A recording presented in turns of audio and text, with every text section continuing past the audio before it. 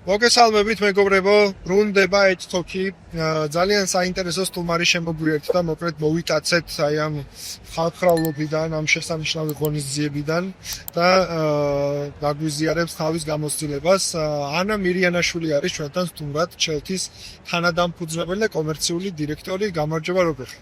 გამარჯობა, კარგად, როგორ ხარ?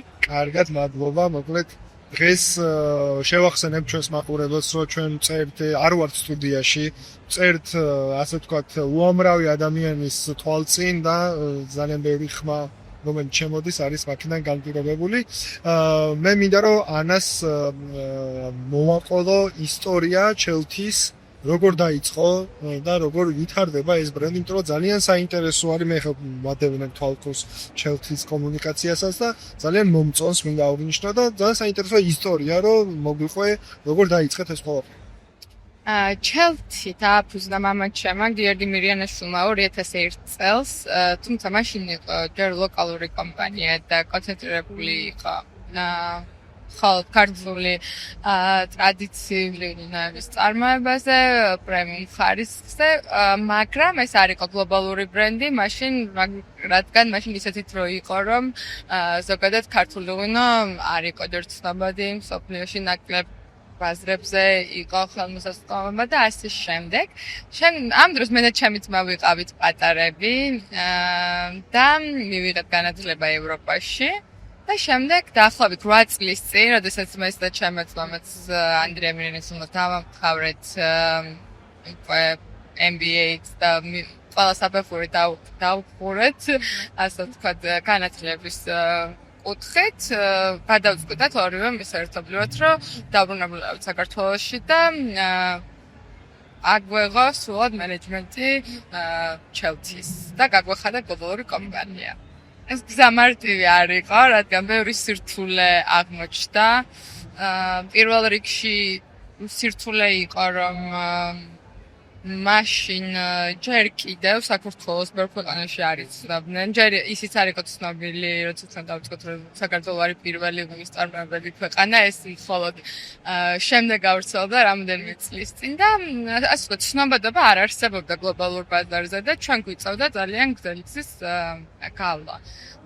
მაგრამ ესე ნელ-ნელად დიდი შრომის შემდეგ მივახცეთ იმას, რომ დღეს 28 ქვეყანაში ვართ წარმოდგენილი აქტიურად, როგორც ამერიკაში, ასევე აზიაში, ასევე ევროპაში და თითქმის ყოველთვე იზრდება ქვეყნების რიცხვი, სადაც ჩვენი პროდუქცია არის წარმოდგენილი და ხელმისაწვდომი.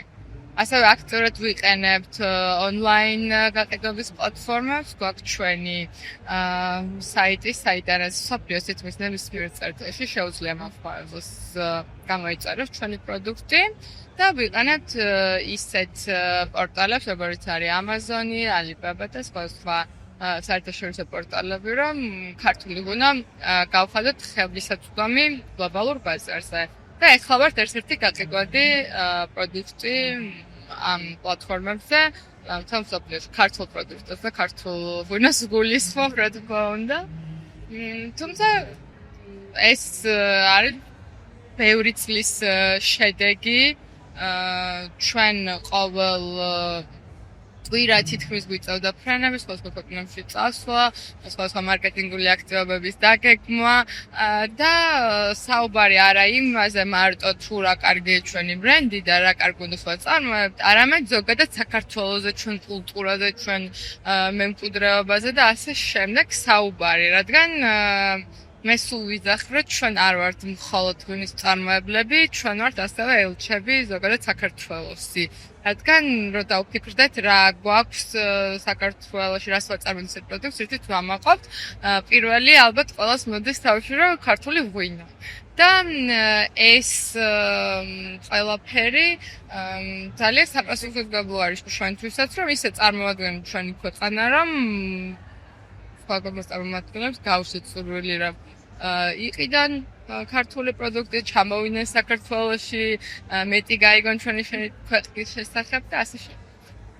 ძალიან საინტერესოა პროდუქტის მარკეტინგი, იმიტომ რომ ეხლა რასაც ყვები, ანუ არის უკვე შედეგი და ეს ძალიან საინტერესო და სასიამოვნო ჯგერს ხადია, მაგრამ ალბათ ძალიან ბევრი შრომა არის ამის მიღმა, რასაც თქვენ წევთ და საინტერესოა პროდუქტის მარკეტინგზე ეხლა ექსპოები ახსენეთ, ხო, სადაც თქვენ იღებთ მონაწილეობას, ანუ რა არის წამყვანი მარკეტინგული აქტივობა თქვენი ბრენდის ფორმირების ნაწილში, ანუ უფრო ექსპოები არის, რომელიც უფრო შედეგის მომცემი არის ბრენდისთვის თუ სტანდარტული მარკეტინგული კამპანიები, როგორც არის რაღაცა დიჯიტალის კომუნიკაციები და ასე შემდეგ. მე ვიტყოდი, რომ ყველაფრის ერთობლიობა გვაძლევს შედეგს.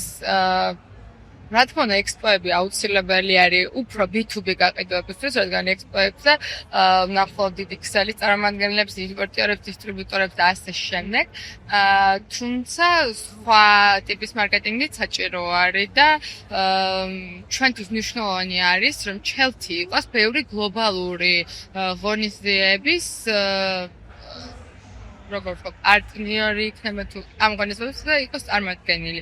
ერთ-ერთი მაგალითი რომ ავიღოთ, პრინც ჰარის ქორწილში იყო ჩვენი გუნდა წარმოადგენელი 2018 წელს და ჩვენ ვცდილობთ, რომ ამ ტიპის და ამ მნიშვნელობის გლობალურ ღონისძიებებზე რამენაირი გზებით მაინც მოვახვადროთ ჩვენი პროდუქტი, რაც უკვე რამდენიმეჯერ წარმატებით შევწელით.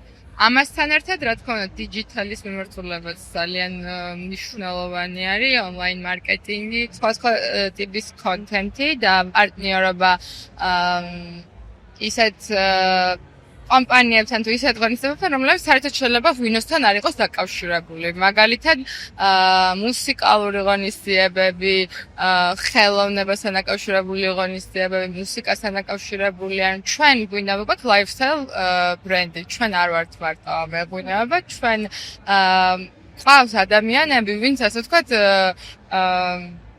მოყვებიან, ვის ჩვენთან ერთად ვითარდებიან და ვისთან ერთადაც ვაკეთებთ ბევრი ტიპის აქტივობას თუ რაღაცა community არის შექმნილი, რომელსაც ზრდით და ბრენდთან ერთად ვითარდებთ. კი, ჩვენ გვაქვს global community, ასე ვიტყოდი, და ძალიან ბევრი უკვე 10,000-10,000-ით მომხმარებელი გვყავს, რომელთან ერთადაც, ასე ვთქვათ, ვითარდებით ჩვენს და ჩვენი კონტენტის გონია რომ განსხვავებული არ არის ტიპიური, ასეთი ტრადიციული პროდუქტისთვის, როგორც არის მინდა, რომელიც საკმაოდ სარისკო იყო თავიდან, რადგან როდესაც ვინოს ვეხებთ და ტრადიციებს ვეხებით, აქ ერთი არასწორი გადადგმული ნაბიჯით შეიძლება ძალიან ცუდად დამთავრდეს ბრენდისთვის, მაგრამ რაღაცნაირად ეს ბალანსი დავიჭიროთ, რომ თან ამ რა ჩარჩოებს არ გავცდენოთ და ეს ტრადიციები და ეს მემკვიდრეობა, რაც ჩვენ ბრენდს და ქართულ ღვინოს აქვს, ეს შეგვენარჩუნებინა, მაგრამ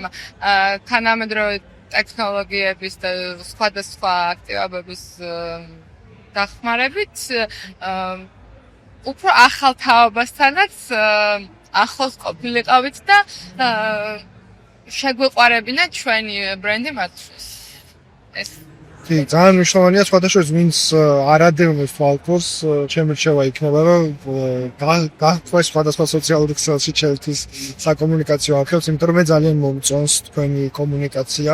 ცხადია ეს რაღაც ყველა ქვეყანაში ალბათ სხვადასხვა ტიპის შეიძლება იყოს აუდიტორიიდან გამომდინარე და სეგმენტიდან გამომდინარე, ყველა თავისებური კომუნიკაცია სჭირდება, თუმცა ძირითადი ხაზი რაც არის ბრენდის ნაწილში, ძალიან საინტერესოდ გამოიყურება და respect თქვენს კომუნიკაციას და მარკეტინგის თიმს.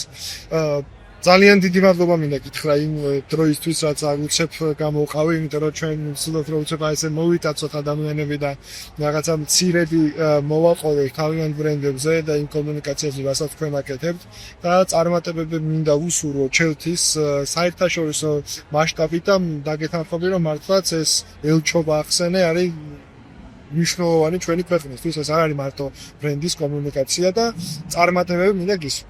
დიდი მადლობა, თქვენც ასევე წარმატებები ძალიან მომწონს თქვენი თოქები და დიდ წარმატებას გისურვებთ. დროებით დავამშვიდობთ ჩვენს მაყურებელს და შევხვდებით შემდეგ სტუმართან ერთად უკვე რამოდენიმე წუთში. Jack.